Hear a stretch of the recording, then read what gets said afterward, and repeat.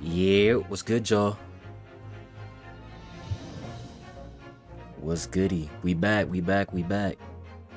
It's been a long time. But we're back on Ace Attorney. I had to finish Baldur's Gate first. Before anything else. I had to finish that off. So now we're back on a fresh slate.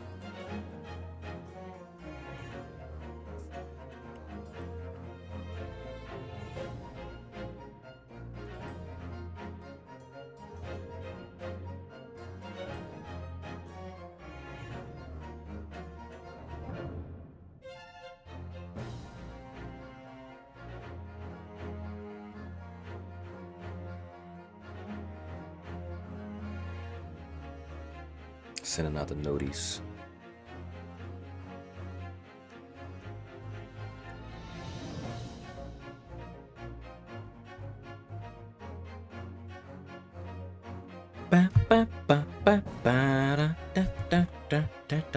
There's gonna be some details I forgot, but that's okay. All I know is we gotta meet Herlock Sholmes again. We gotta meet the clown. And we're defending a foreign brother. And the maid is very suspicious, and there's the crescent-shaped head dude.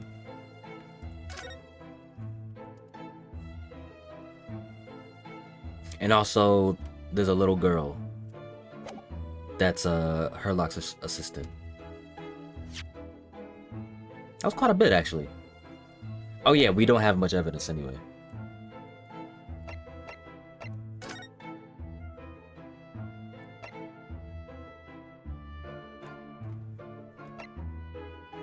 Mr. Natsume. Alright, let me look at the characters again. Hold on.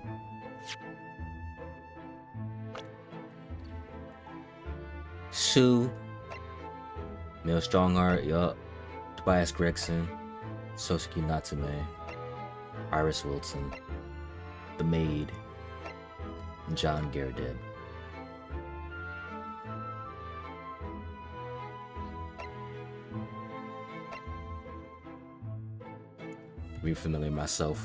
Refamiliarize myself with their bios. Okay.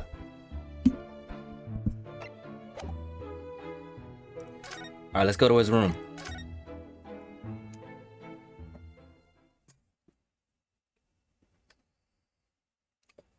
Golly, that's a lot of books.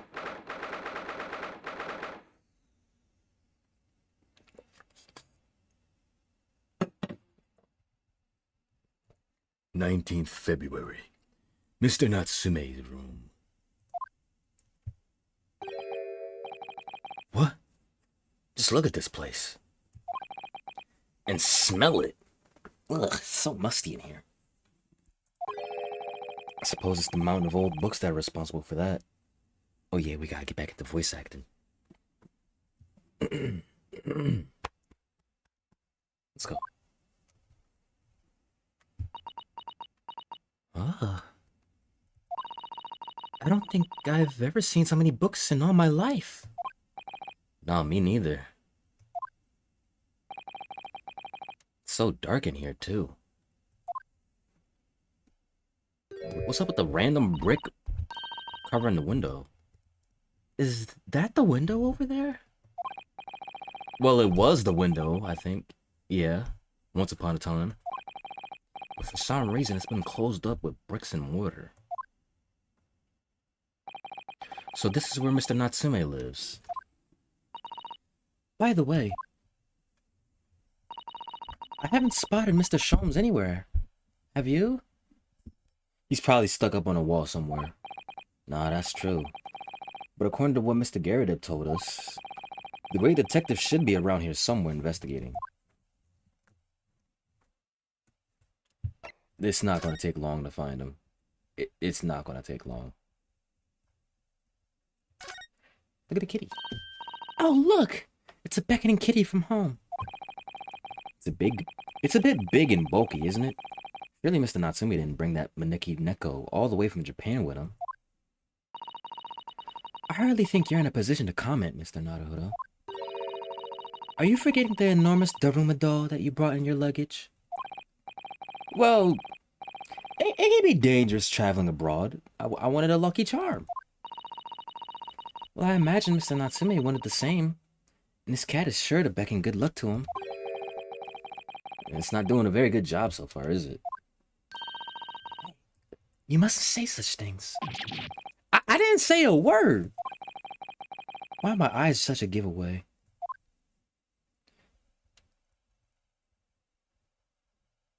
Got a lot of mind readers in this game. You just got bad luck, Naruto. Or Ryu. Look at all those books stacked up there. They almost reached the ceiling. They're all works of English literature, and they all smell so musty. With this volume of books to hand, you'd never be short of reading material, would you? No. What a dreamy idea. Bad dream, maybe. For me, at least. Mind you, I don't imagine the book that's at the bottom of the pile now will ever be read again. Ah, so reading it is an experience that comes but once in a lifetime. Just as the tea ceremony teaches us. I certainly didn't expect the conversation to turn down the path of tea ceremony philosophy. I mean, there's a lesson to be learned in everything.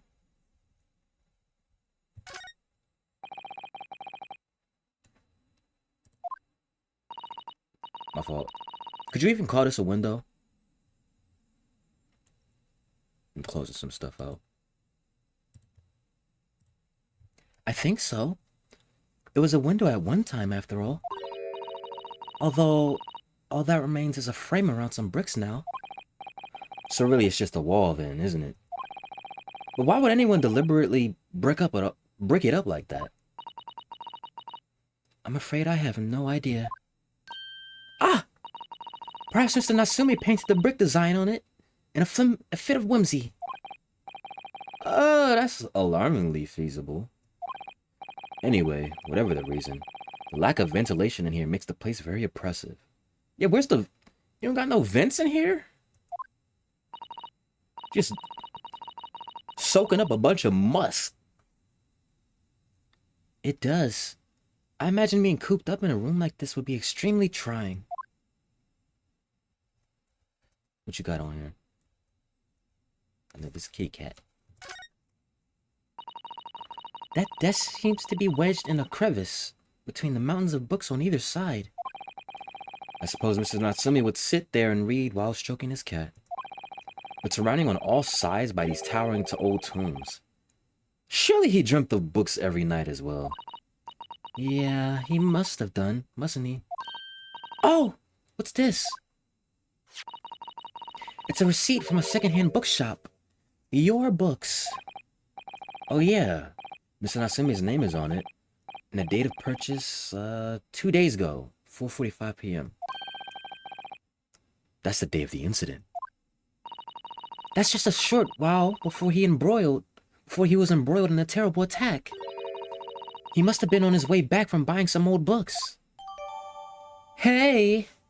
Evidence. Secondhand book receipt. That he had purchased from a secondhand bookshop before the incident occurred. Let's look at that right now. Mr. Natsume. The sum of 2 shillings tendered in receipt of. The picture of Monsieur Lecoq. A meal for Gaboreo. And Canterbury Earnings. Okay. 3 books. Kitty cat. Hey, buddy. That's a big cat. Oh my! What an adorable little cat. Perhaps he's looking after all the books while his master is away. I don't know about that. He disappeared into that pile of books as quick as a flash. It was a tricolor Mickey, wasn't it? Do they even have that sort of cat here in Great Britain? Perhaps Mr. Natsume brought the little creature with him from Japan. That's made me feel homesick now. Already? We've only been in the country for 2 days. Damn, it has been 2 days. But for me, it's been longer. Look at all these balls of paper on the floor. There are notes scrawled all over them, in English. Looks like the waste paper basket is so full they've just fallen out. I think Mr. Natsume must have been deeply immersed in his research, don't you? Or deeply averse to tidying up his mess. I like her little eureka pose. I wouldn't like to speculate which is closer to the truth. What else? I know he's gonna be over here. He's gonna be over here, look. I already looked at. Press the wrong button.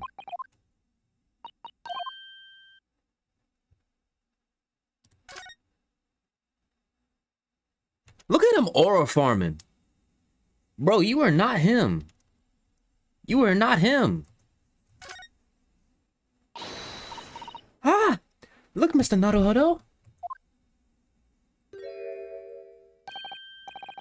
Aha, there he is. Where did he appear from? He seems to be engrossed in the pages of an old book. I hope he won't mind if we disturb him. Hello, Mr. Sholmes? Ha! You two! Good day! Now, let me see. Where was it that we met? Oh, Mr. Sholmes! We were together on the SS Buria. Yes, of course! The Buria!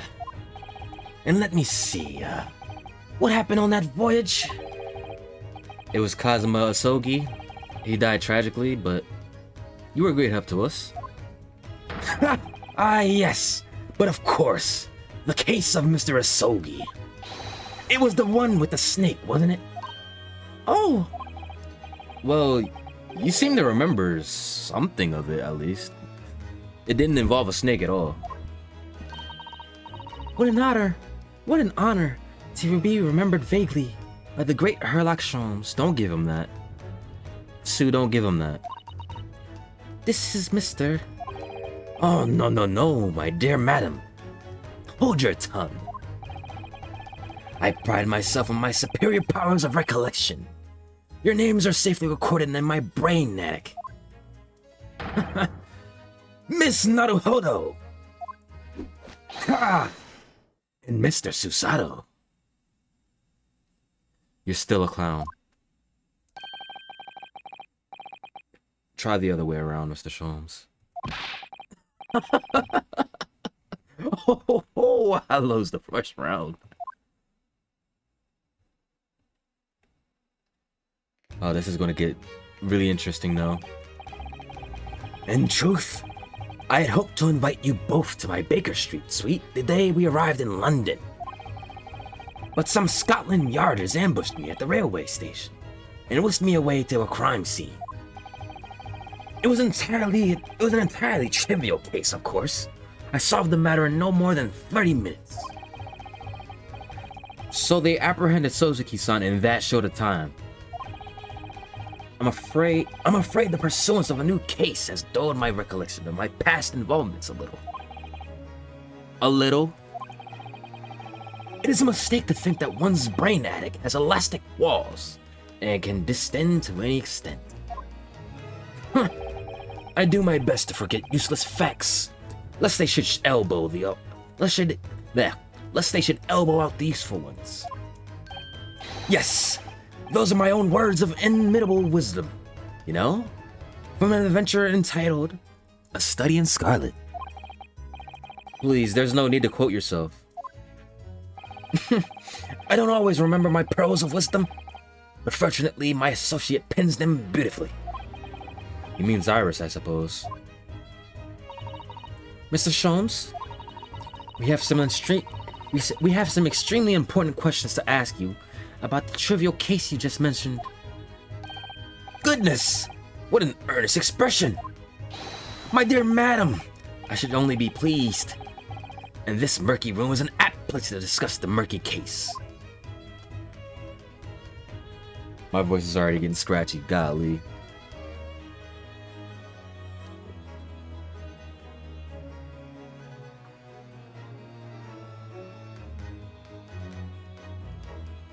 Alright.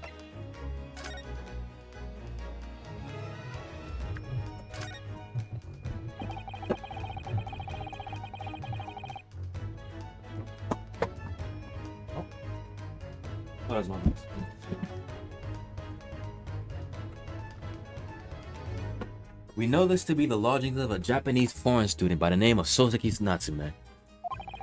It seems that you assisted in his arrest, Mr. Sholmes.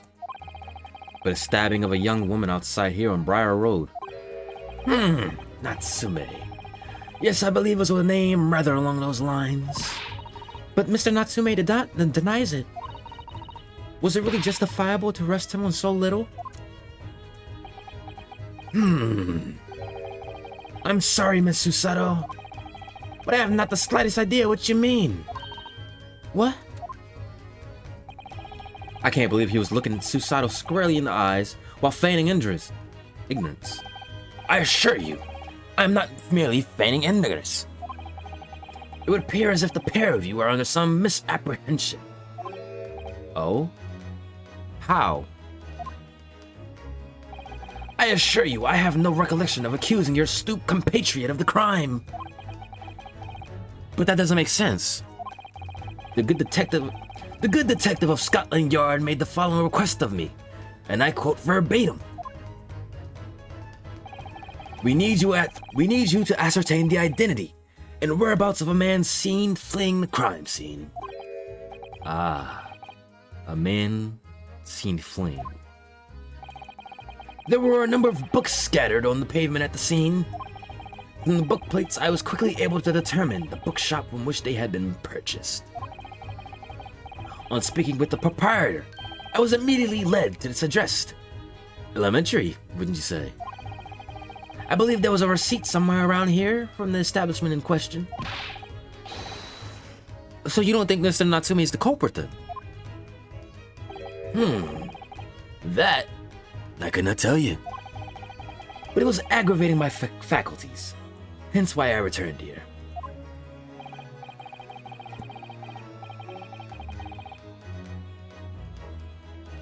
However, this place is such a trove. Hold on.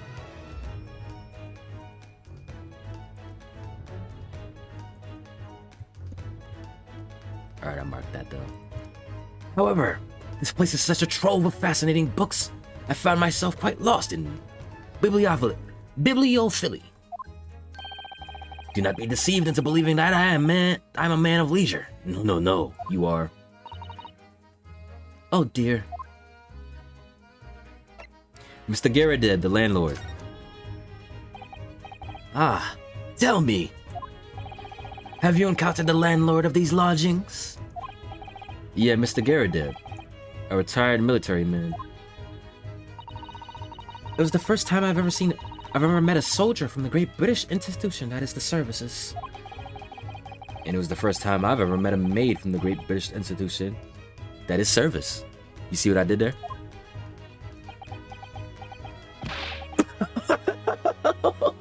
Oh, good one. I didn't think it was that funny. I do apologize. As you may well be aware, many households in London employ a maid. Yes, I read as much in my Great Britain Primer. And so, conversely, whether or not a household employs a maid has come to betoken the social standings of those dwelling there within. Betoken their social standing? Sorry? Put simply, my dear fellow, Those who employ at least a single maid are considered middle class. Those who do not are beneath it.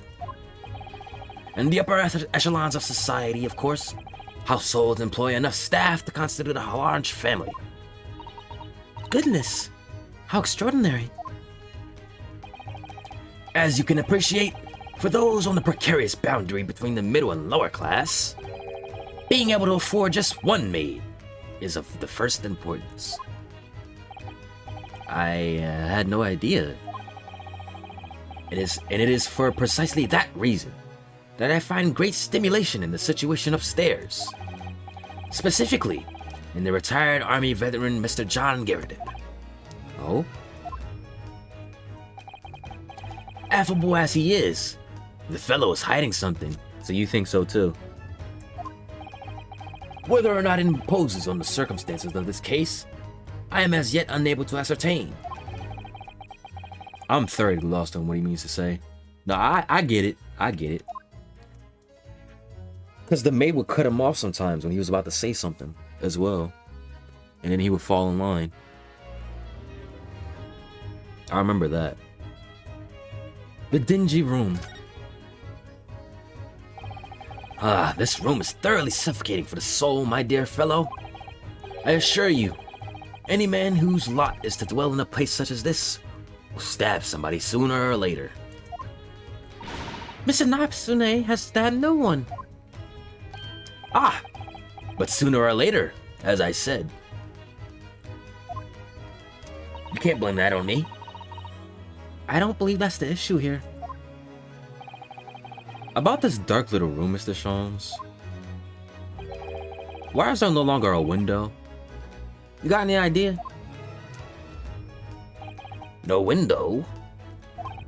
Well, I mean, I can clearly see that there's a window of sorts. But it's been completely blocked with bricks. Ah, I see. The answer to that question is quite simple. Window tax. What? Window tax? What is that? Surely, not a tax on windows? Precisely that. Oh my goodness! Until relatively recently, a tax was levied on households in this country by the number of their windows. Those of lesser means, having inherited a sizable and costly family home perhaps, rapidly closed windows up. While the rich opened windows here, there, and everywhere. In an effort to curry favor with those in power by furnishing them with large sums of tax money. How awful and unjust! Forcing people to live in rooms devoid of light. And with no ventilation. So you get taxed for having windows. That's crazy. Indeed, disease was rife as a result. Some 40 years ago, or thereabouts, the window tax was abolished. But its legacy remains, as you can see. In squalid lodgings such as these, for example. I suppose Mr. Natsume's stipend here for living in... Well, I suppose Mr. Natsume's stipend for living here in London isn't very generous, perhaps. It would appear so. I've done a little digging. And discovered that these lodgings were offered at an extraordinarily lower price. Because the room is so awful, I should think. Apparently, Mr. Natsume only moved in here about 1 week ago. Yes, that's correct. However, I don't believe the low rent is explained by the shabby nature of the accommodation. Oh? Still, that is of little relevance here. A matter not worthy of further attention. It's gonna come up. Are you sure? I'm curious now. It's gonna be needed. Well, I believe I've told you all I can now. Thank you, Sholmes. Ah, yes.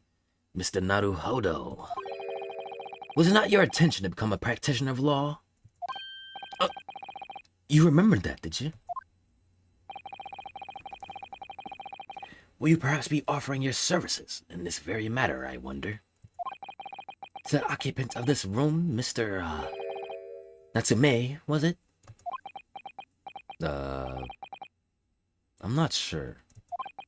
Not sure. On what grounds? Well, I actually defended someone in court here only yesterday. Really?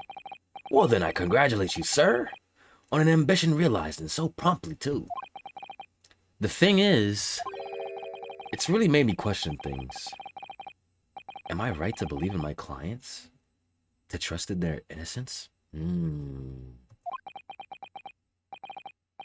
Yes. Trust. Mr. Sholmes. Mr. Natsume didn't do it, did he?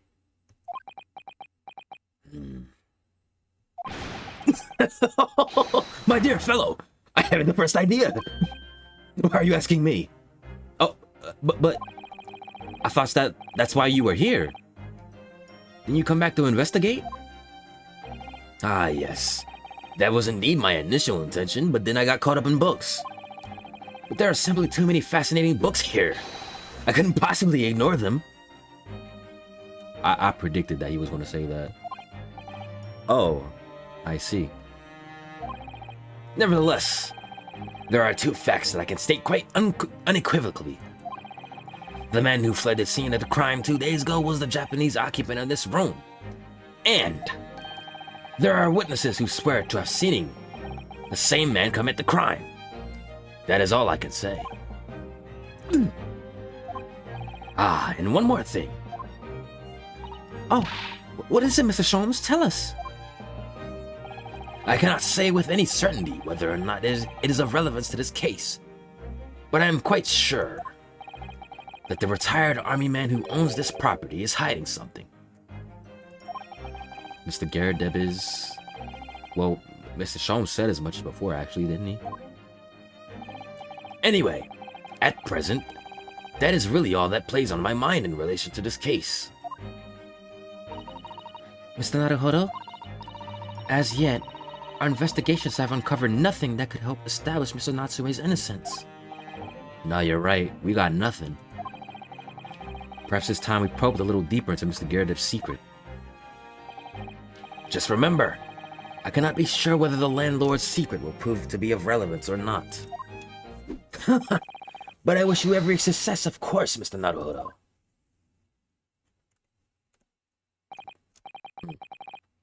Busy man indeed. He's gone back to his book in the corner of his room. He went back to oral farming.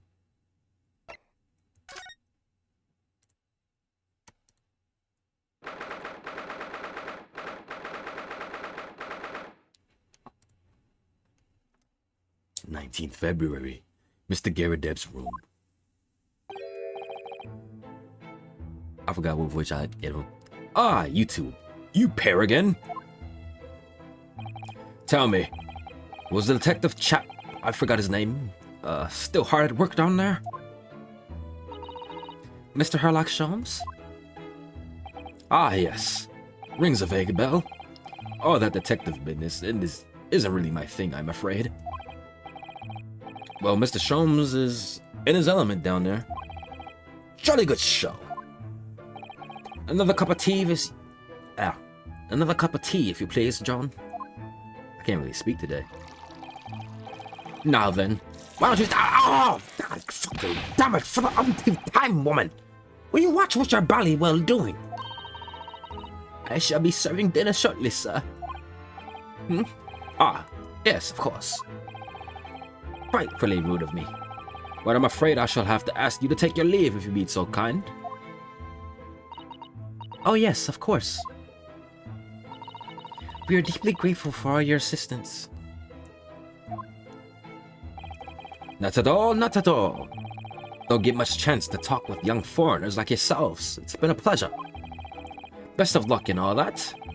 Perhaps you could see yourself out. He's kicking us out. According to Mr. Sholmes, Mr. Garrett is hiding something. And since no other avenues of investigation seem open to us at the moment, perhaps we should do some digging. What haven't we looked at?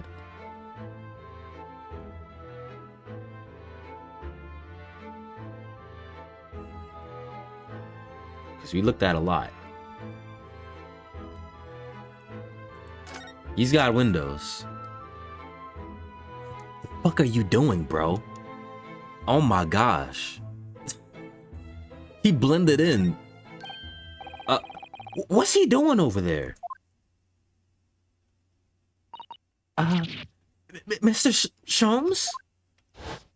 Huzzah! We meet again, my dear fellows. We just met. Good gracious, what did you sneak in here? Herlock Sholmes, sir.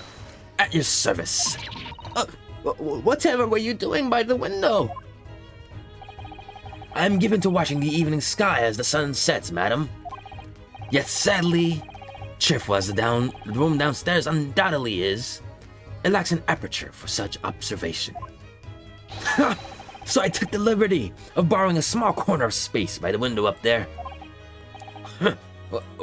Well, keeping an eye to one's window at dusk is the prudent thing to do in London, I'm gathering. Ah, and one other thing, Mr. Naruhodo. Oh, me? I thought perhaps you might be in need of a certain great detective's great mind.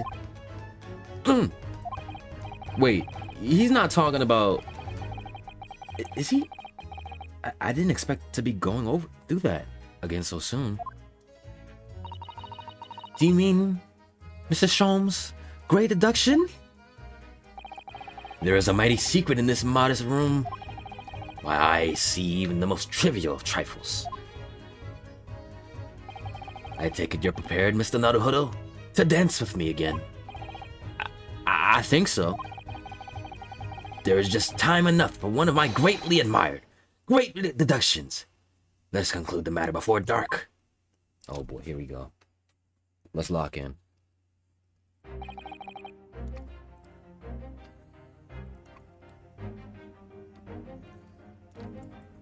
He's gonna lead us to the right track because he gets stuff wrong, which means I'm gonna get the stuff right. Mr. Garrideb, though it would seem you are a military man of considerably distinguished service, your standing as a landlord is most certainly not what one might call first rate. I'm afraid, sir, that it is all too clear to me.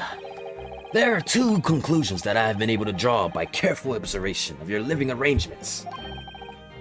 I beg your pardon.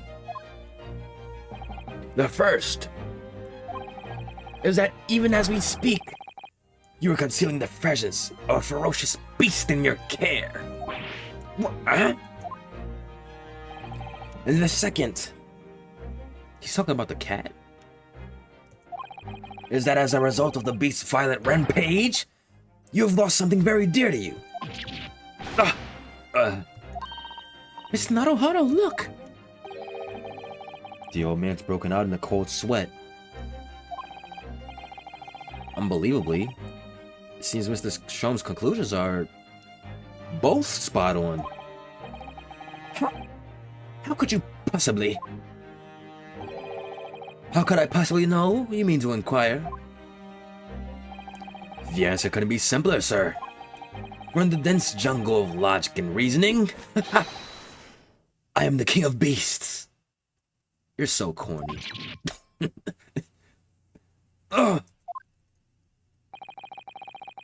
And I know only too well that wild beasts are not easily tamed. So, shall we begin?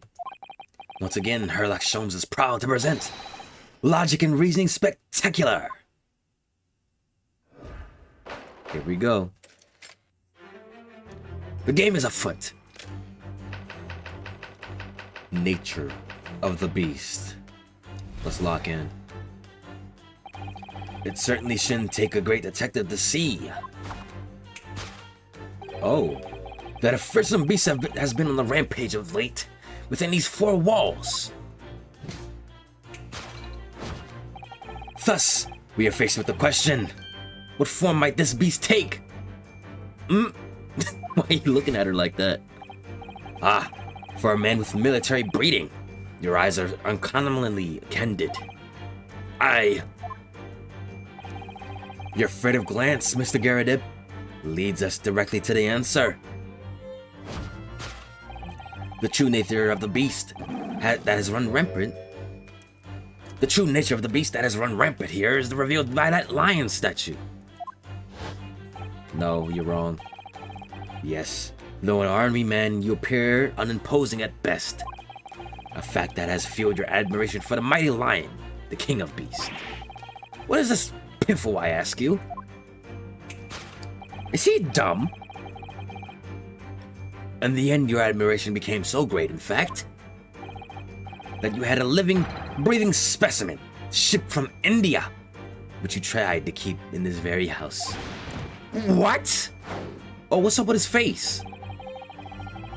Yet living with such a wild beast proved more difficult than you had imagined. The chilling traces of a wild rampage are still very much in evidence. Well? Yet as we look around, the beast in question fails to present itself. Where could this angry creature have disappeared to? Madam? Me? I pray you do not consider me unchivalrous, but it is plain to me with one glance in your direction. It is? Your dress pocket gives us a handsome clue as to the beast's current whereabouts. For protruding from it is a handbill advertising a circus show. Ah! Yes, you sought to dispose of this terrifying You sought to dispose of this terrifying lion, Mr. Garrideb. At Batty's Circus, a traveling show currently sojourning in a nearby park. I have observed the tents. You sold the savage lion, sir, to the circus troupe. I most certainly did not. What is he talking about? I believe I made my point. The fearsome beast which ran amok in this room was an Indian lion. Hold your applause. And a simple visit to the circus now will reveal the lion prancing jubilantly through a ring of fire.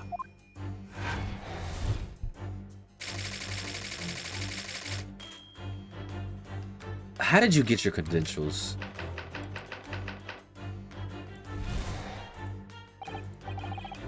Alright, let's do this.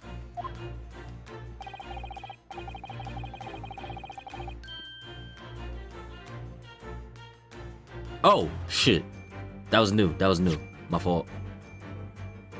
It was topic 2. I believe I've made my point. The fearsome beast which ran amok in this room was an Indian lion. Okay.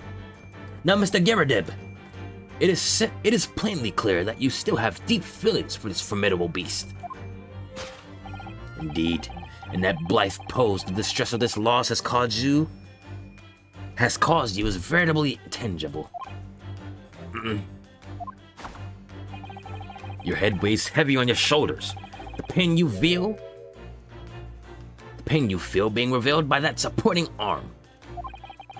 Amid fits of tears, you let your beloved beast go. The strain of losing something so dear to you is clearly visible in your visage.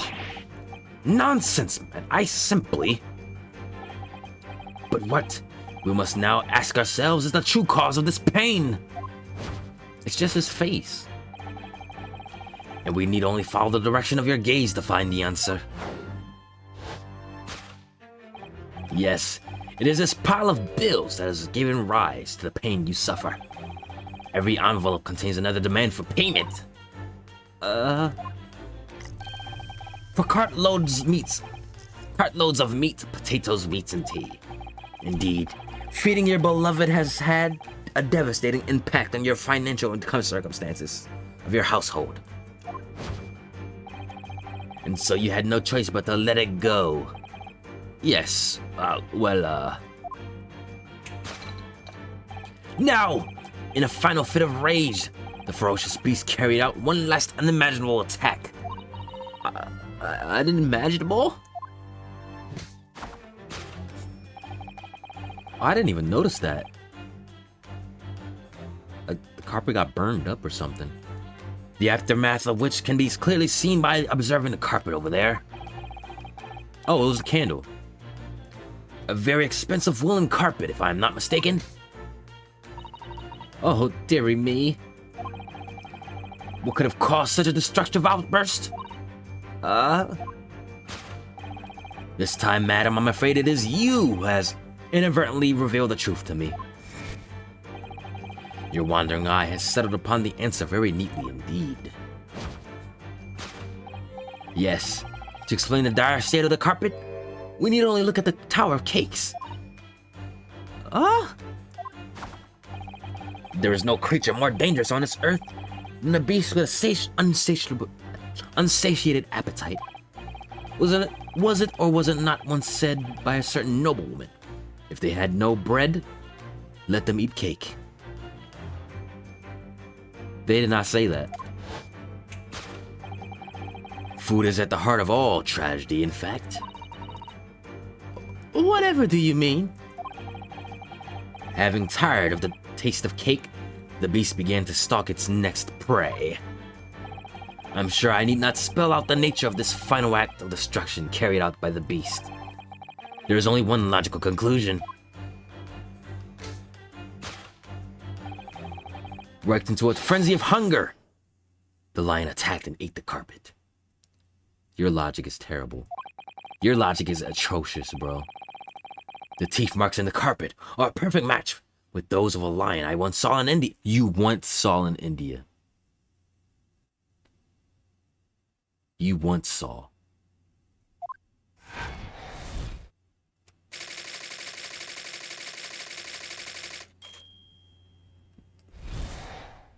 Give me your badge, bro.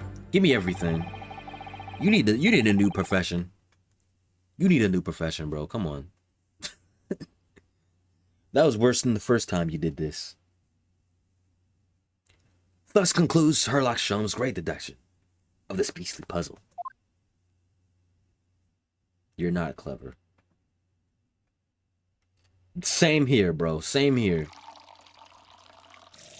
Ah, fuck! What is the matter with you, Joan?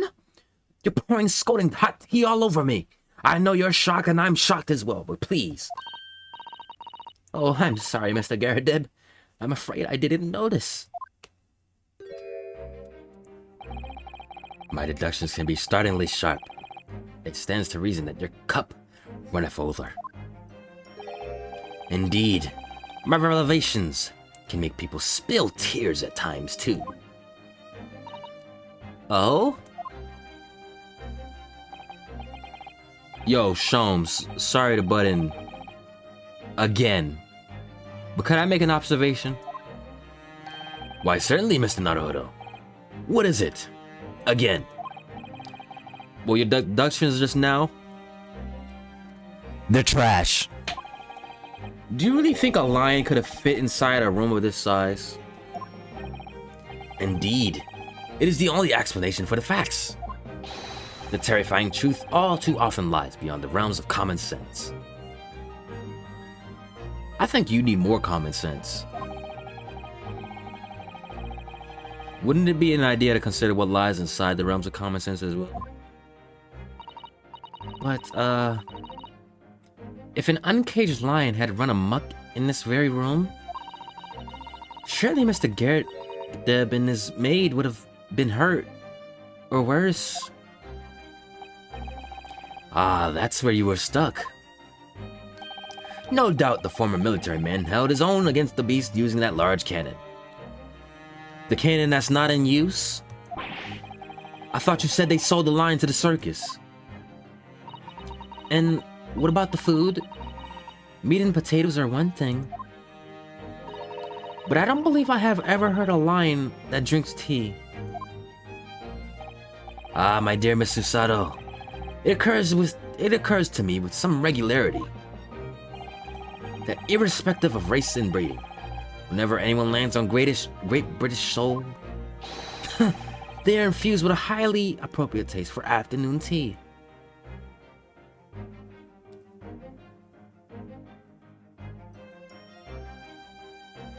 Your title still stands as a clown. Lions drink tea now. Anybody that comes into Britain loves tea. Oh, what a glorious notion. Don't glaze him, Sue. Well then, Mr. Naruhodo, it's your turn to shine again. I had a feeling that was coming. A slight massage. That's all Mr. Shome's Duxters need. You can do it. Excellent. I've been waiting for my trusty partner in deduction to step forward, Mr. Naruhodo. We don't even know yet whether or not this is going to help with Mr. Natsume's case. Still, uncovering the truth is always worthwhile, whatever the motivation. At least that's what I want to believe. Let us start again. From the beginning of Herlock Sholmes, Logic and Reasoning Spectacular. Trademark. Let me fix this. Hold it, Mr. Sholmes.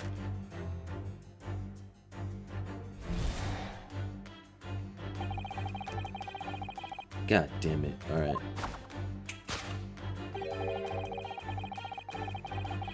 Yeah.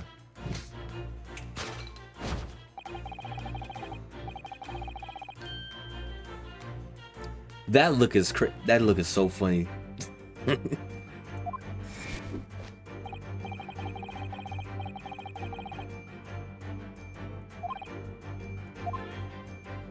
Okay, so I'm assuming the maid did that. She fucked up.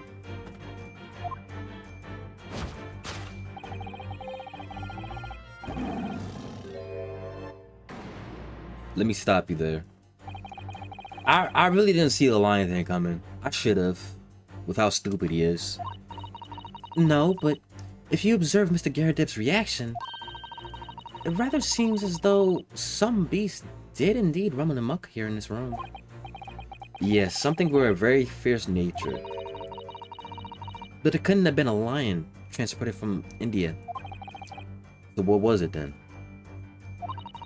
You must follow Mr. Garradip's gaze. That will lead us to the true answer. It's not the statue. God. What a shell. These are shells for the cannon, are they? What a strange place to keep them. I imagine they have some significance to Mr. Garradip from his time in the army. Ah, of course! He mentioned a battle to us before, didn't he? Do you remember? He said he'd been shot in the knee. Perhaps it was one of those that hit him. No, hell no. He would be dead. If a round that size had hit his knee, there'd be nothing left of him. Or Mr. Garradip, for that matter. Mr. Sholmes has a Persian slipper. This man has spent shells. Perhaps it's customary in Great Britain to display, well, rubbish on the mantelpiece. What else is there to look at?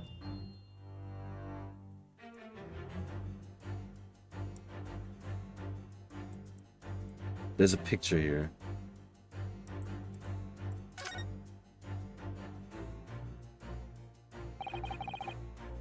What's this photograph? Who is that? It appears to be from Mr. Garradip's wedding. He looks very happy, doesn't he? He does, but you can't make out his bride. No, how unfortunate. Something must have struck the glass directly off the woman's face.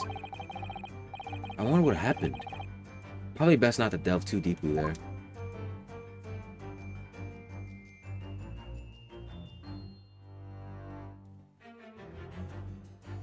Is the wife the maid? This must have been when Mr. Garradip was still in the army. He seems to be carrying his rather stout bride effortlessly, and being a smile at the same time. I suppose he was very strong in his younger years. Hard to imagine now. He's as thin as a rake.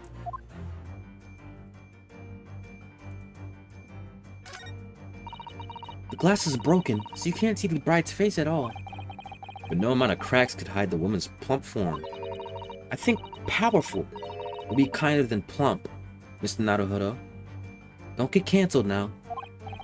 Yeah, she certainly looks that. There's a lot of horsepower there. Not someone you wouldn't want to set, that's for sure.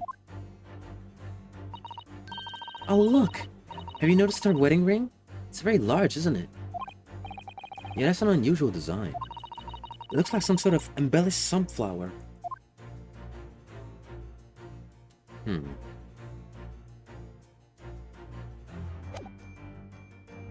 What else is there to look at?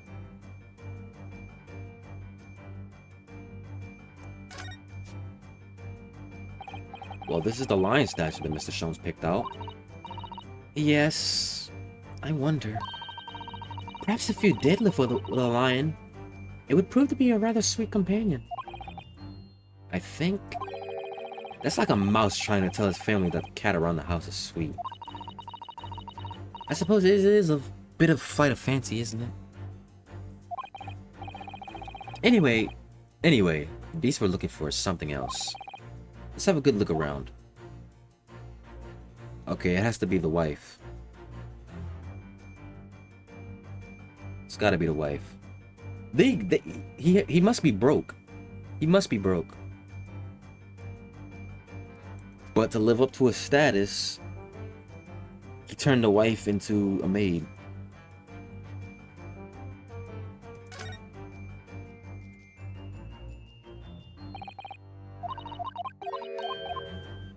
I'm gonna go with that.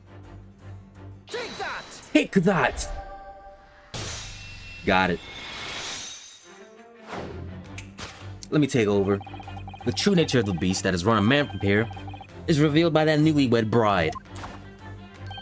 Precisely, Mr. Naruhodo. No other explanation could possibly fit. Not what I said earlier. Ignore what I said.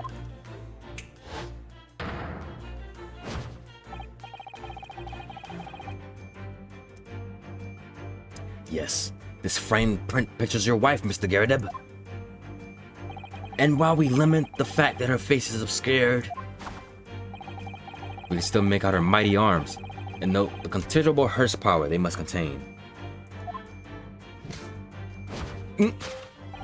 My turn now. Oh, indeed, surely any woman of such powerful constitution would be honored to be described as a beast. Honored might be stretching that point. Too late. The fact remains that the beast, which is so clearly savage this room, was your wife, Mr. Garrideb. Oh, that's a slap to the face.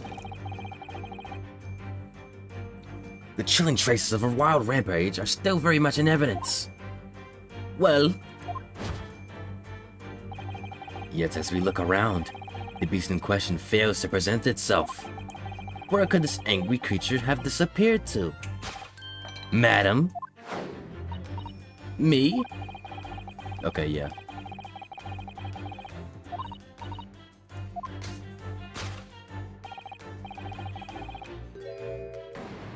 Yeah, here we go. The poor, fragile, defenseless woman is beside herself. Well, she's not fragile. She's not poor. And she's not defenseless.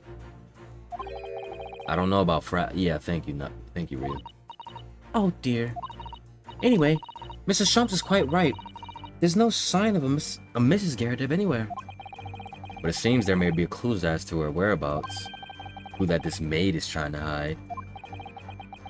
I wonder where Mr. Garrideb's wife could be.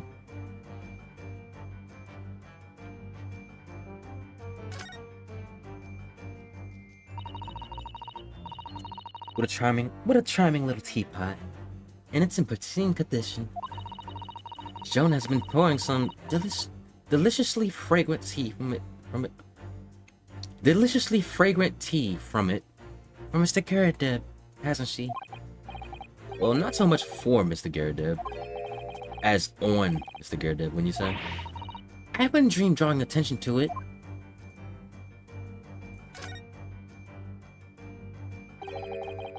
Two tightly shut eyes to avoid even a chance of a giveaway glance. Pursed lips to prevent any secrets from slipping out. Rounded cheeks to deflect any abuse that might be hurled her way. Yeah. This is an unnervingly powerful woman, Miss Sue. It's your turn to phrase that's unnerving. Mr. Naruto. Don't describe women that way.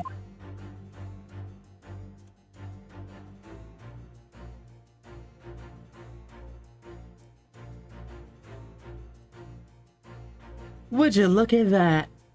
Would you look at that wedding ring? Would you look at that? Let me see your face. Oh yeah, that's a big slap to your face. Oh, she put the hands on you, bro. She put the hands on you.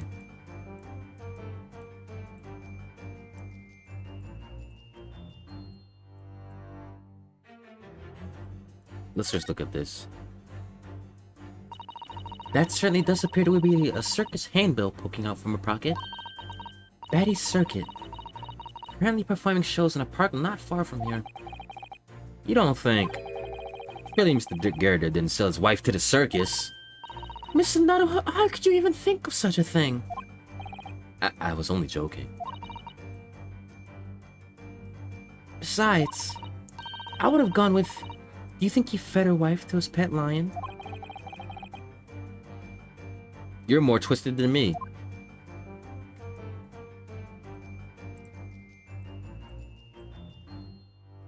Look at that wedding ring. He's wearing a very large ring, look. Oh yes, a sunflower design with some rather nice embellishments. And it's on the ring finger of her left hand. She's probably not even a maid for real. Which means it's surely a wedding ring. It looks like it's on there for life too. Can't imagine it would slide off a finger of that size. That's something to think, Mr. Naruto, not to say. Do you know Mr. Garrett's wife in the photograph? Do you know? Mr. Garrett's wife in the photograph had a ring very much like this one. It was a large sunflower design as well. Really? You have great memories for these things. Large sunflower wedding ring. It's quite a coincidence that they have the same ring, isn't it? Coincidence? I think not!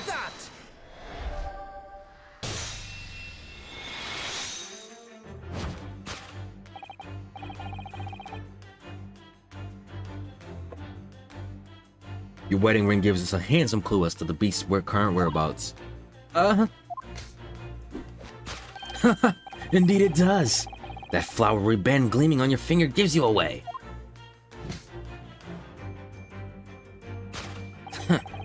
For it is identical to the one shown on the hand of Mr. Garrett's bride in this photographic print. In other words, you are no ordinary housemaid. No. You are Mr. Garrett's lucky bride. You are Mrs. McGarredeb herself. Oh my word!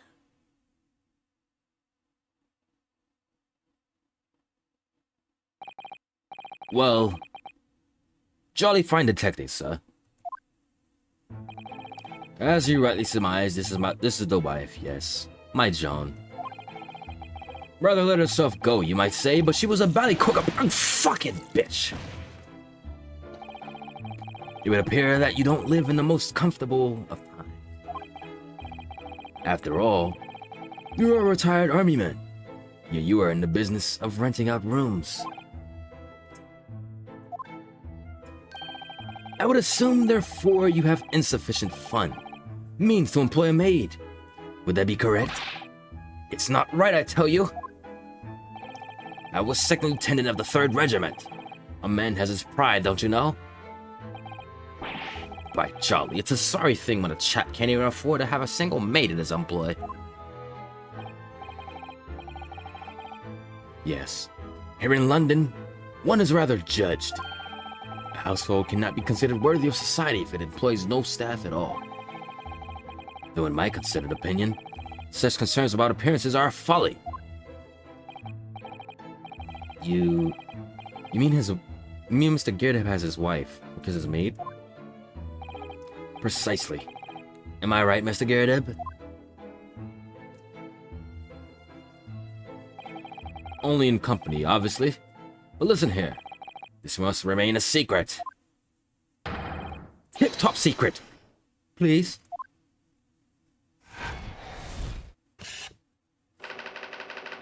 The raging wife.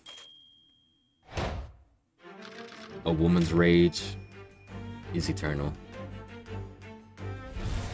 So this whole thing needs to get changed, bro. This whole thing needs to get changed.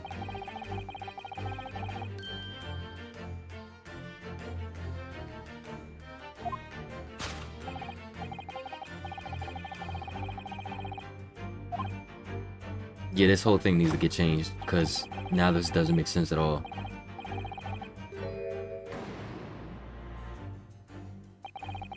Mr. Sholmes is quite something. He's still calling Mr. Daguerreotyp's wife a beast. I'm not even doing that. Yes, as a woman, that feels rather uncomfortable. But Mrs. Daguerreotype is standing beside her husband as we speak. In other words, he hasn't lost his beloved at all, has he? Oh, how true. So perhaps the supporting arm that seems to be propping up his head has some other significance then. According to Mr. Sholmes, Mr. Daguerreotype's pain is tangible, though. What could that pose of his really signify? It's the smack to his face. She smacked the dog shit out of him.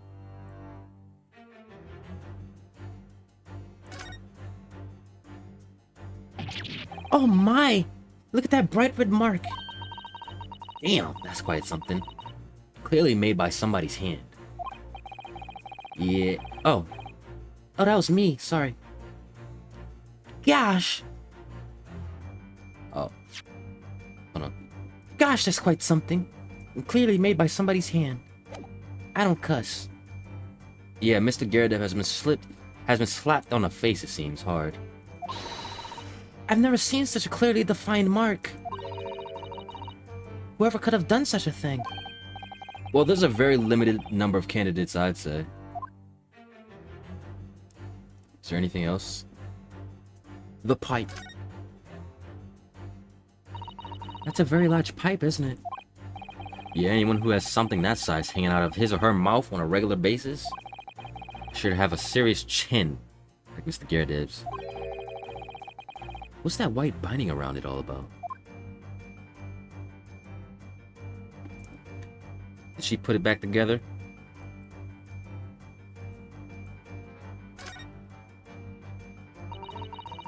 Mr. Daguerreotype certainly looks glum. According to Mr. Sholmes' deduction, that's because he's having to endure the acute pain of losing something dear to him. We know he hasn't lost his wife. So that means there must be another cause for the pain he's suffering. Alright, let's go. Take that!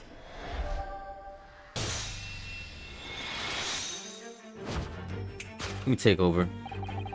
Your head weighs heavy on your shoulders. Pain you feel being revealed by that slapped cheek. And of course, the deliverer of that impressive mark on your cheek that refuses to fade was you, Madame Joan Daguerreotype. Well, yes. You've been desperate to hide the slap mark on your cheek, sir. Ah!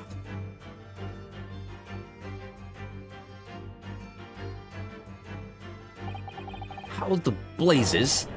How did you work that out, man? Can you go back to facing the other way? You look weird now. Nothing escapes the notices of one trained in the art of observation, my dear fellow. That's why you haven't looked directly at us even once. To keep your other side from view. Well, Now, let us proceed to the next conundrum. Why were you subjected to such a violent slap? In other words, you must ask yourselves what caused Madame Daguerreotype to fly into a rage. And this is wrong.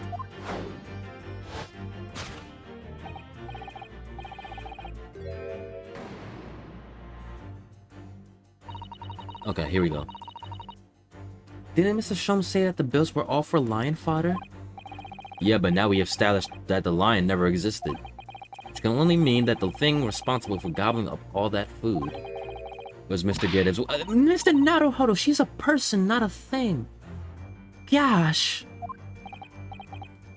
You will get canceled. Yeah, well, he's also a person who gave her husband a mighty slap round the face. One so hard it left a perfect hand mark, in fact. Yes. Why would a woman want to hit her husband with such force, I wonder? I'd love to know the answer to that question. Okay, what is... I want to know what these bills are, too.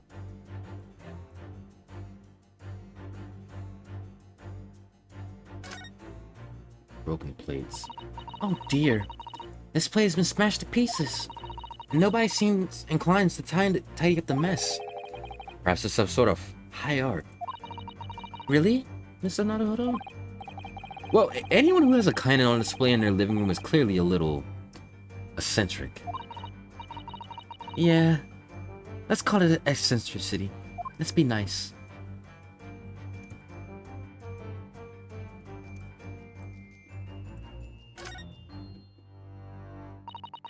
Looking at all these bills, certainly amounts to a great deal of food. Meat and potatoes by the carload, wasn't it? Well, looking at 2 of them, you can tell immediately who eats the lion's share in this household. Well, at least we're no longer talking about an actual lion anymore.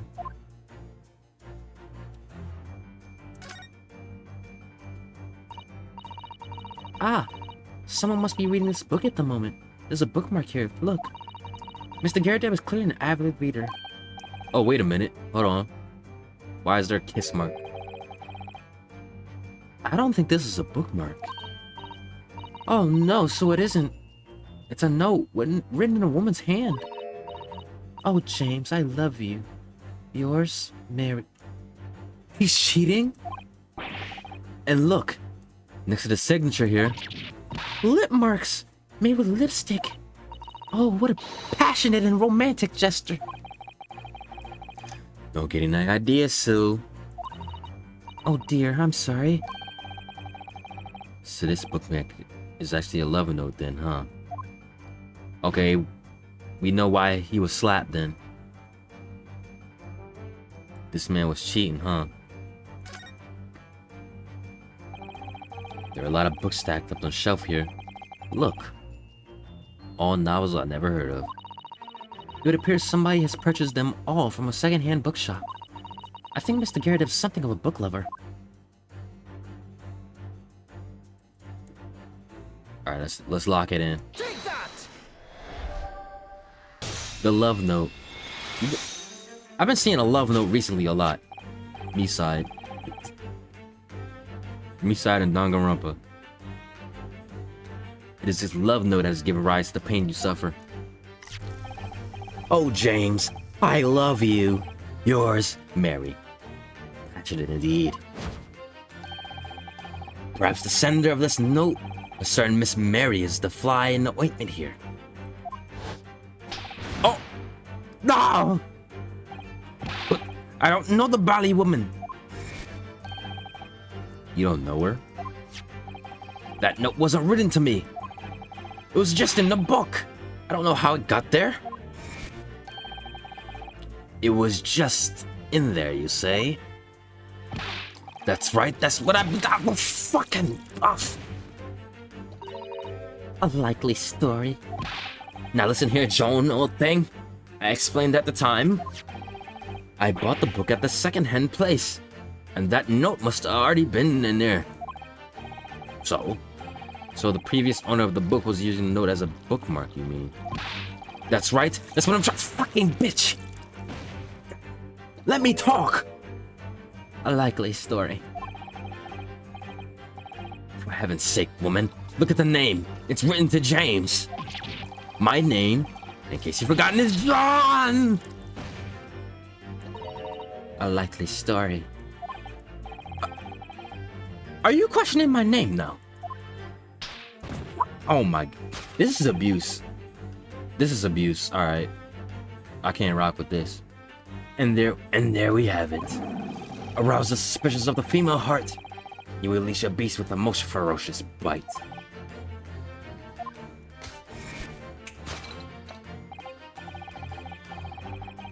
Now, in a final fit of rage, the ferocious beast carried out one last unimaginable attack. Okay, here we go. Mm-hmm.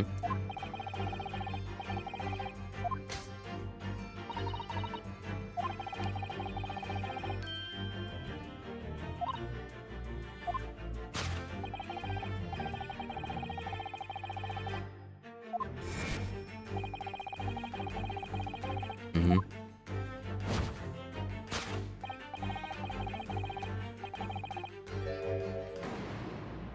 Come on now, cakes? What do you mean? But surely Mrs. Garrideb didn't eat the carpet. No, of course not. But there doesn't seem to be any doubt that the state of disarray that this room is in is a result of her wild temper. No, that's true. So this is the last part of Mrs. Sholmes' deduction that we need to fix. We need only follow Mrs. Garrideb's gaze. That'll tell us the real answer. Alright, let's see what we can see. Yes. She really fucked up this place. Circus handbill. This is an advertising handbill for the circus. Batty's Circus. It's in a nearby park. Isn't this the same one we saw earlier? The one that was folded up in Mrs. Garrideb's pocket? Perhaps they're very great circus lovers.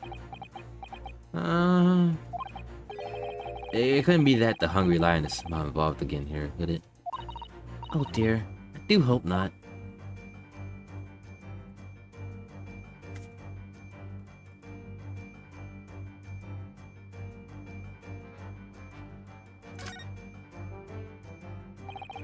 Carpet here has been ripped to shreds.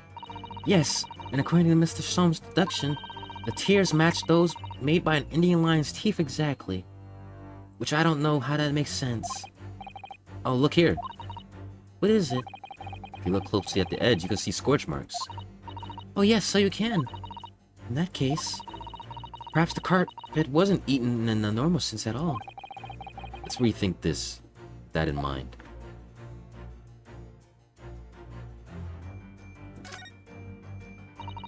Ah, so many cakes. Is that all you can think about? Well, look at them, Mr. Naruhodo. There's a mountain of them. And they all look so delicious. It's more of a tower than a mountain, I'd say.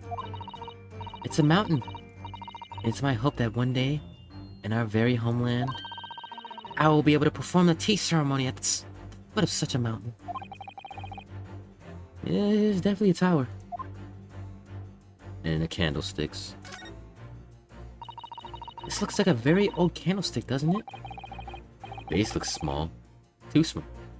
Surely it's very unstable. Looks to me that even the slightest knock would make it topple over. Oh dear. That'd be dangerous. Wait, take a closer look at this. There's one candle missing. Yeah, I didn't notice that before. Why is that, I wonder? Why is one candle of the three missing from its holder? We know where it's at, it's right there, but I can't press that, so we gotta press this. Take that!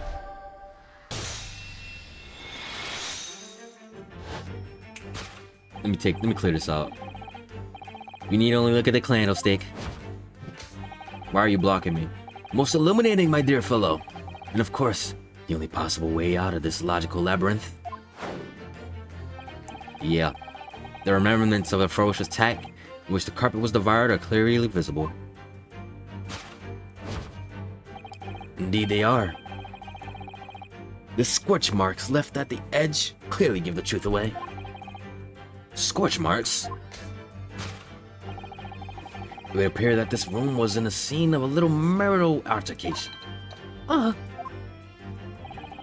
Mrs. Garrideb's mighty arm muscles left an impression, not only on her husband's face, but on the entire room. The force of her strike caused the candle to fall from the holder. And in seconds, the carpet was alight, and the whole corner of the room in flames. Yes, Sob. For the most ferocious beast in this world is neither a violent lion or a vengeful woman. but fire. And in this room, that ferocious beast bared its claws and ran amok. Eloquently put, my dear fellow. So you see, there is but one conclusion here.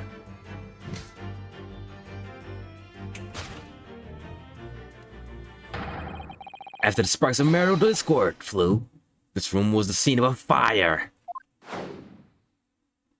Got him.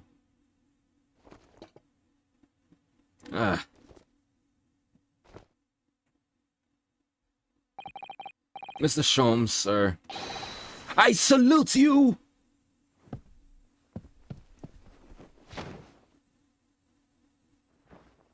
Yeah, so dramatic.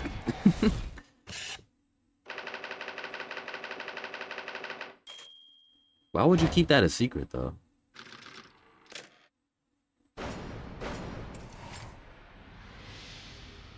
And we had to take over for Sholmes once again. His stupidity. It's these dashed long winter nights, you know? Nothing to do but read in front of a fire. Luckily, there's a jolly good secondhand bookshop just around the corner. Buy all of my own novels there. Is this the same shop Natsumi went to? And in the pages of one particular novel, you discover some rather illicit material. For which your wife admonished you harshly, it seems. Don't know about admonished.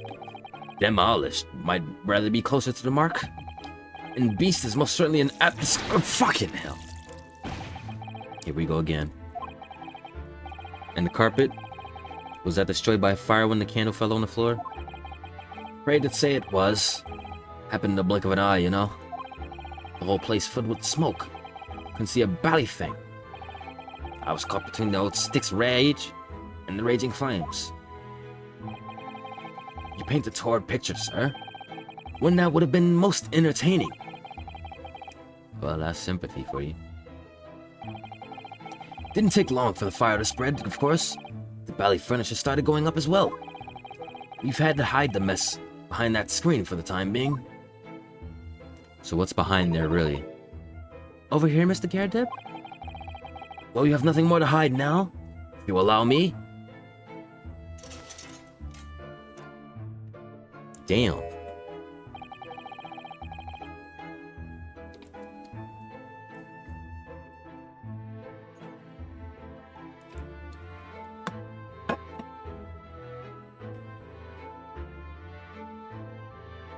Had all my favorite old novels in that case. But as soon as the fire got hold of them, that was it. Whoosh, up in smoke. Gosh. Then the wife started hurling things at me. What a terrible sight it must have been. I feel you for you, bro. There was I back up against the window, under heavy enemy fire, incendiary books coming 10 to the dozen. Worst of it is, I lost my favorite book called The Lion's Pride. The Lion's Pride. Ah, yes!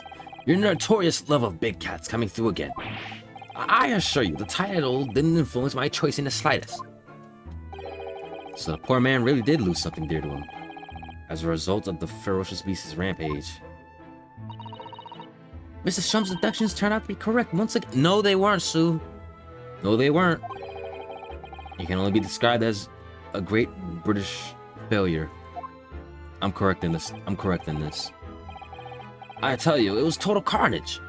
Flames everywhere and the old stick in full fettle. Out of interest, what time of day was that? Sure I can remember. It was 2 days ago now. Let's see, around 5 o'clock, I think.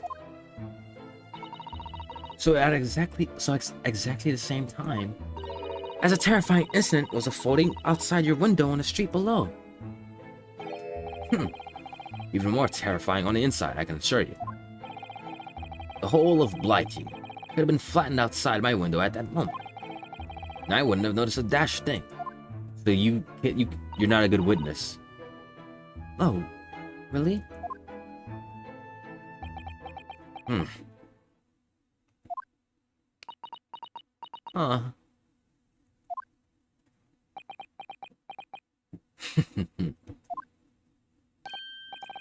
Mrs. Sholmes. Yes, Mr. Naruto, what can I do for you? Well, I think we got to the bottom of Mr. Gyarados' situation now. But what does that have to do with Mrs. Natsume's circumstances? I can't help you there, I'm afraid. Huh? My dear fellow, if you recall, I did say as much from the outset. I warned you that although I knew that the retired army man to be hiding something, huzzah! I could not be sure whether his secret would prove to be of relevance or not. I I just knew you were going to say that. Oh, I posed you through the ringer, didn't I? Now, Mr. Naruto, you mustn't lose heart. Bear in mind that all things fall into one of only two categories: those relevant to the case and those not. That makes no sense to me. Well, no matter. It is of far greater importance that you make up your mind now. Sorry? Visiting hours at the prison will soon be over. Oh, is it that time already? If we're to accept Mr. Natsume's case, we have official paperwork to attend to. So that's it. More time to think. Perhaps you'd like to betake yourselves to bidding us farewell now? I must prepare supper for Mr. Gyarados. Oh, yeah.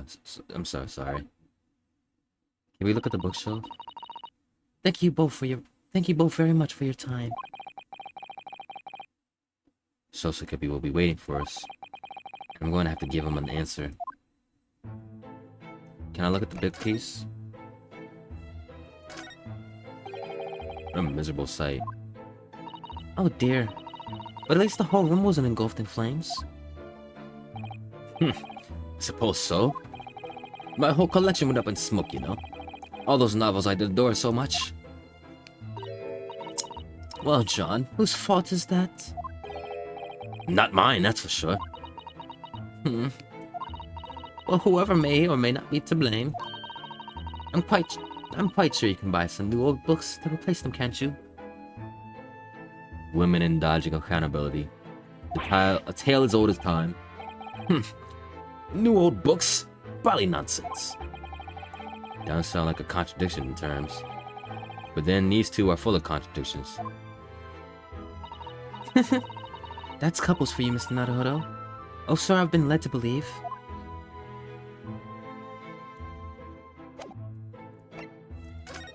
Alright. Let's meet our eccentric client. 19th February, Briar. I didn't go here. It's time, Mr. Naruto. You must hurry back to the prison. Yeah, I know. Let's hear a carrot. Huh. Oh. What's the matter? Looks like something's going on over there in front of the Gyarados house. Huh? Who are you? Who are you? I know Finato, man. I know Finato, man. Fall to thy prayers. Who are you calling old man, you rum-looking mini pinny? Look at these characters. There are more things in heaven and earth, Horatio, than I dreamt of in your own philosophy. Who's this Horatio, fella? What are you on about? Excuse me? Eh? What the? Who are you now? I'm sorry, it just looked as though there might be some problem here. And my associate here, Mr. Ryunosuke Naruhodo, is a lawyer, you see. Lawyer? What? If I can be of any assistance, I'd be happy to help. I'm from Japan, but I've studied English law. Fine. I'll be on my way for today, but you mark my words. This ain't over yet. Get thee to a nunnery. Do I look like a bloomin' nun to you? This is a very eccentric crowd. This dude does not stop smiling. I do hope you're not injured. Oh, fair Eastern maiden. Thou art so gentle. Thank you. What was that all about? There are more things in heaven and earth, Horatio, than I dreamt of in your philosophy. I'm not Horatio either. Forgive the inquiry, sir, but are you a lodger here in the Garrett residence? Oh, fair Eastern maiden, thou art so right. Yes, I do dwell in this humble abode. Mr. Garrett did mention that he had another lodger, didn't he? This must be the man. Do you happen to know the other lodger who lives on the first floor? Ah, yes. A gentleman named Natsume? Oh, more worthy a polemist. In my battle of words, near could there be? Sorry? Battle, did you say? Who is the stronger, Hamlet or Macbeth? Mr. Natsume and I spared long into the night. I see.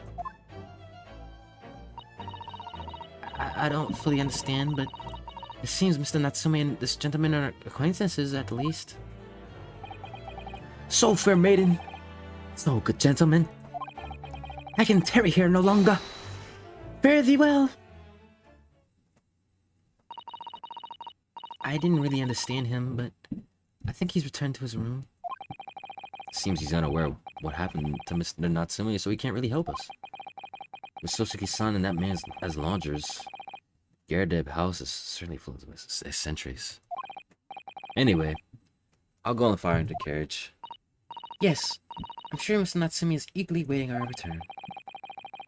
Let's hope we can get to the prison before visiting hours are over. One of them is definitely the killer. 19th February, 6:31 p.m. Local prison cell 9. Hey, you good, buddy? Huh.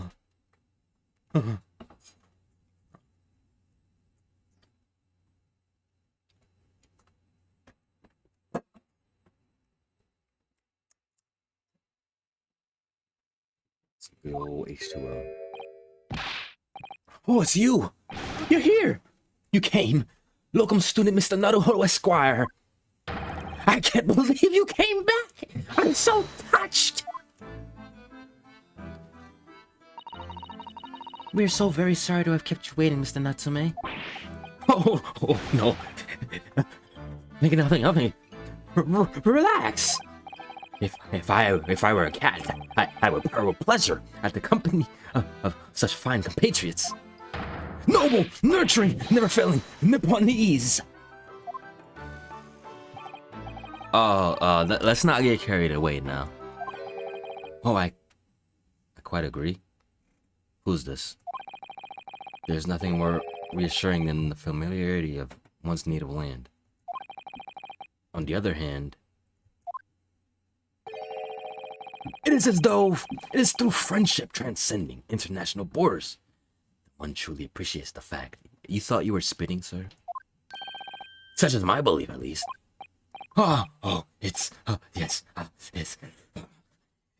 It's you! The miserable, rotten spy! Sherlock Sholmes! Mr. Sholmes, what are you doing here? I have no intention of doing anything, per se. Save observing, of course. Whatever do you mean, Mr. Sholmes?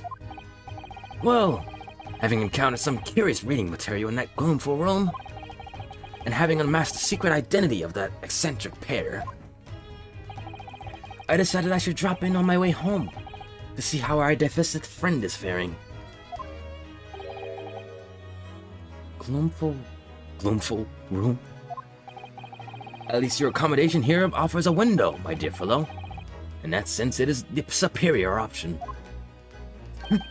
Anyway, I must commend you on your taste in books. My day has been a delight and cost me not a penny. Ah, you! How dare you! Sherlock Sholmes!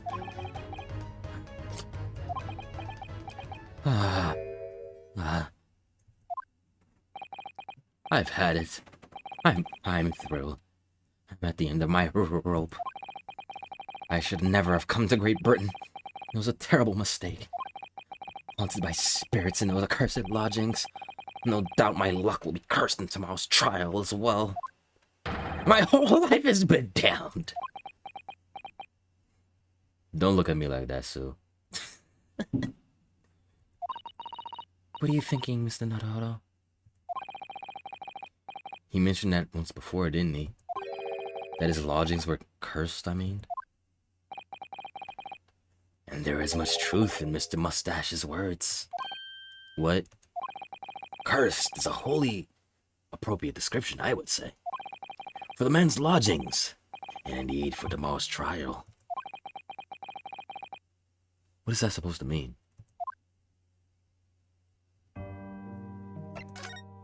Cursed trial. Mr. Natsumi, what did you mean by what you said just now? About the trial tomorrow being cursed? Oh no, why are you looking so grave? You're making me nervous. I was just getting carried away, that's all.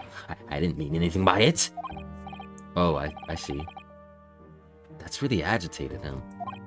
You really don't mean the trial is really cursed somehow? Are you referring to the prosecutor? The Reaper of the Bailey? The Reaper? Oh no, what do you mean? Please tell me, summarize it succinctly in 16 salient words. No defendant has ever survived the trial in which the Reaper stands for the prosecution. Ever. Hold on, let me count. 1, 2, 3, 4, 5, 6, 7, 8, 9, 10, 11, 12, 13, 14. That was 16. Good job, Ryu. Oh wow, you actually did it. Oh my goodness, can it really be true? That was 16 words exactly. Yesterday, Mr. Naruhodo successfully defended someone against the Reaper. But then, after the trial was over, the defendant passed away in unusual circumstances. Mr. McGill did. Jacksepticeye. What? Ah, I am impressed, Miss Sue. You have an eye for detail. Actually, the Lord Chief Justice told us. Mrs. Sholmes. Surely it can't be that, having failed to have the accused convicted, Lord Van Zieks killed the man himself? Oh no, he couldn't have, surely. I wouldn't be so sure. Oh, I'm playing around. You have some wonderful notions. Sorry? The man isn't a mass murderer. He's a court prosecutor, my dear fellow. Oh, yes. Why, of course he is. Of course he is. Why are you trying to scare me? It could be said, however, that the real truth about the man is even more terrifying than your hypothesis. What on earth do you mean by that? The Reaper.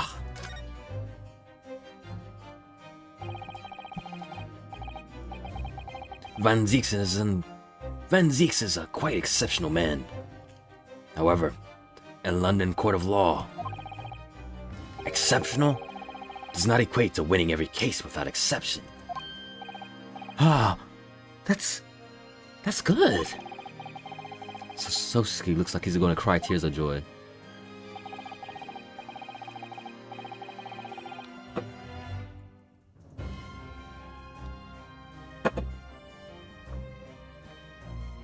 As you are no doubt aware, in a British criminal trial, there's both a judge and a jury.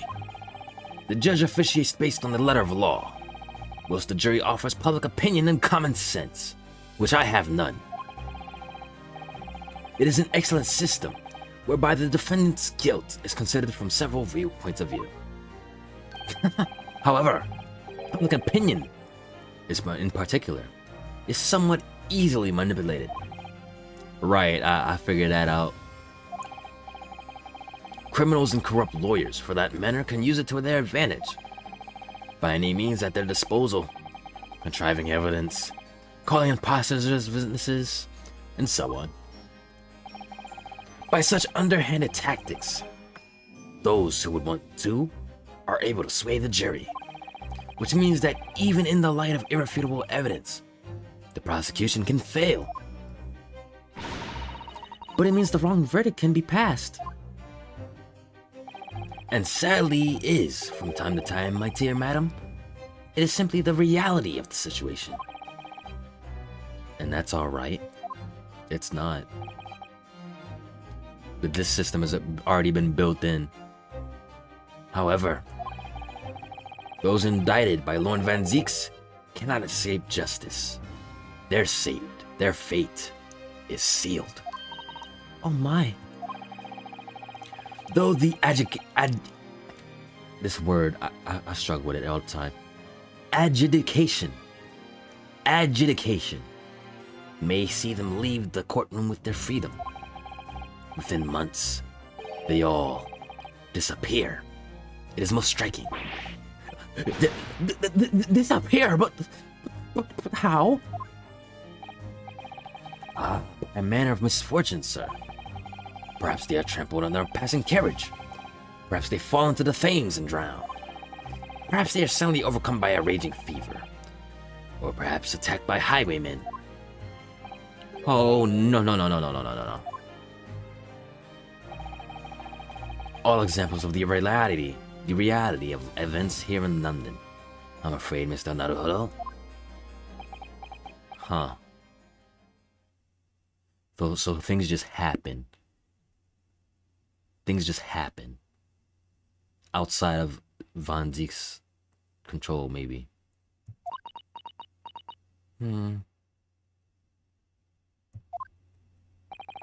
I knew it. I'm dead. Dodo, done for, doomed.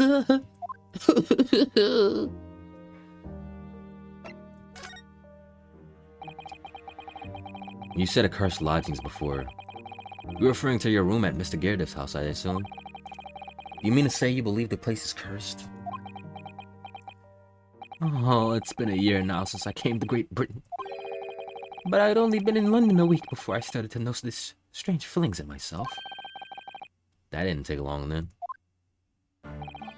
Everywhere I looked, there were foreign faces staring at me, laughing behind my back. I was sure people were talking about me. I started to become nervous about going outside.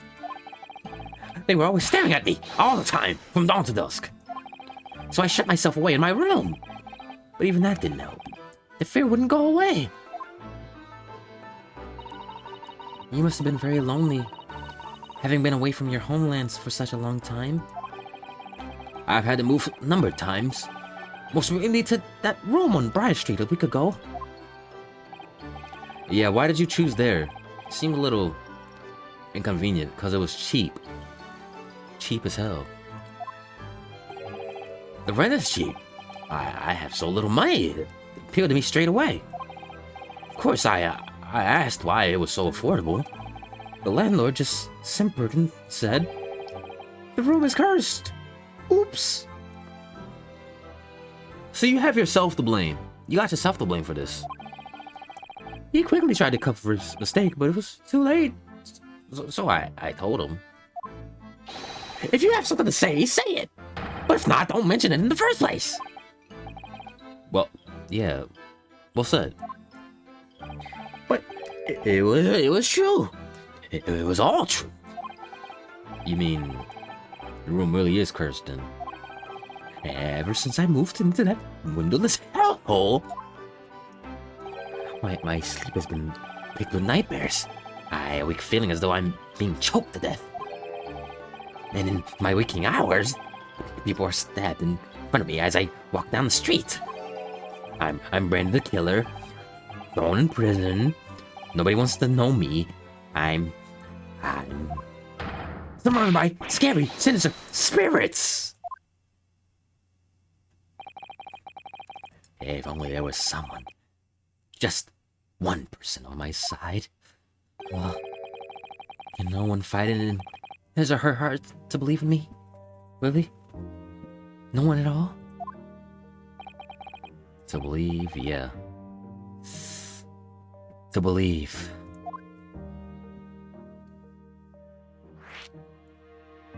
Come on, Ryu. We gotta stand up for him. Mr. Sholmes. Ah, me, Mr. Dodo? Pray, what can I do for you? I was just about to leave. It's about the case on the SS Buria, if you can recall. The Buria. The Buria. Ah, that case. The one with the snake. It wasn't a snake. Well, sure, the snake. At that time, I was the suspect. But you believed in me and listened to my side of the story. And you helped us to investigate. I did I? Interesting. What I want to know is, why? Why did you believe in me? Yeah, I see, yes. You mean... because you were a grimly dressed, shady Eastern fellow found with the victim in a locked room. Well, if you like, yeah. I'm a little surprised that the answer requires an explanation, my dear fellow.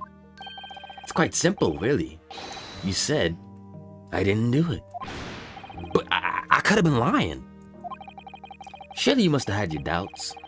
You must have suspected me a little.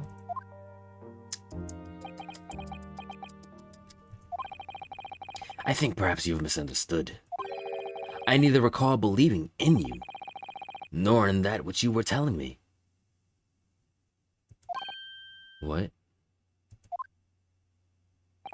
You see, the only things I believe in, huzzah, are those I choose to believe in. What do you mean, Mr. Sholmes?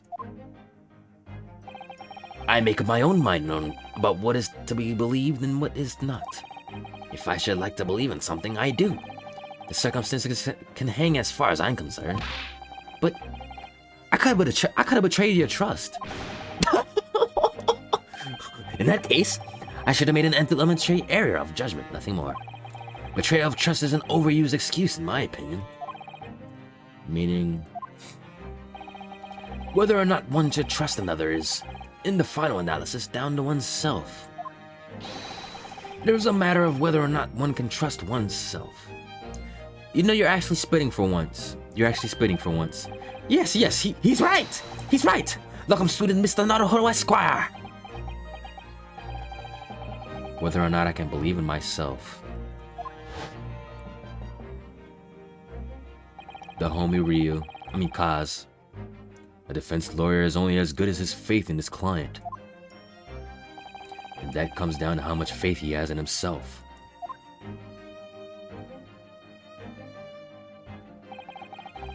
You were so right, Kaz.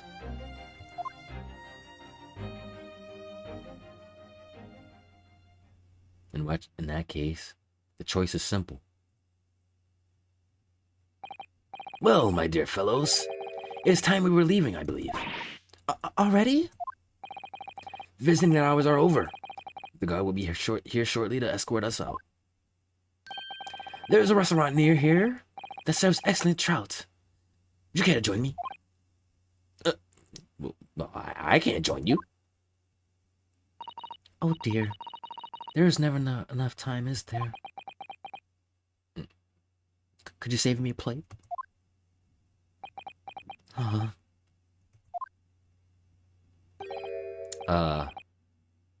Mr. Natsume, if you'd like, in the trial tomorrow,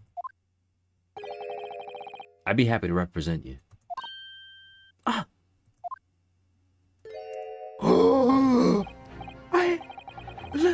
Locum student, Mr. Naruhodo Esquire. Yeah, that's me. As I said, I only experienced the British courtroom for the first time yesterday. And although the man I was representing was found not guilty, I lost sight of something crucial. Something crucial? What to believe in. The defendant, justice, or the truth. how to believe even. But I think I finally worked it out. I decided I must believe in myself above all else. Trust my instincts. Yes, Mr. Naruto. And my instincts are telling me that you, Mr. Natsume, are innocent of this crime. And it's imperative that we prove that in court. Welcome to Mr. Naruto, Esquire. I will fight for your innocence to the bitter end, with every weapon available to me. So I hope you'll permit me to represent you tomorrow.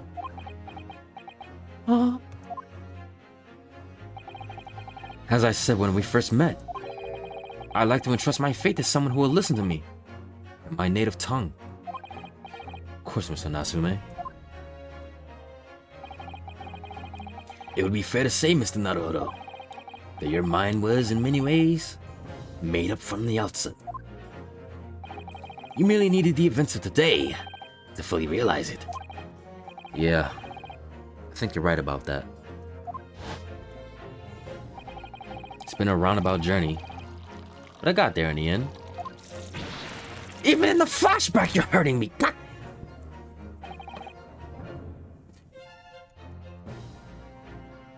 Miss Sue. Yes? Would you be willing to stand by my side tomorrow and help me in court? Absolutely. As I said this morning, you may consider me your personal judicial assistant. Hey. We had to get our mojo back. The shocking events of yesterday's trial still weighs heavily on my mind. But it's time to stop looking backwards. Kaz believed in me. And Mr. Shones believes in me now too. So it's time. Time that I learned to believe in myself. Yes, sir. Soseki-san has no one. He's all alone. It's just my job to help him. To fight his corner. Tomorrow, in the courtroom, with thought of strength I can muster. W.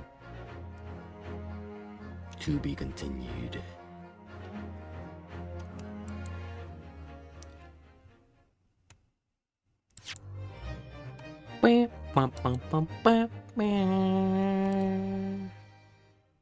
W. Yeah, let's save.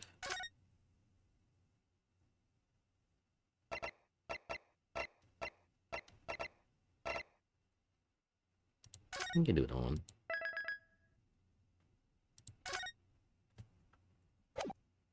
And with that, I am done, bro. I gotta rest my voice.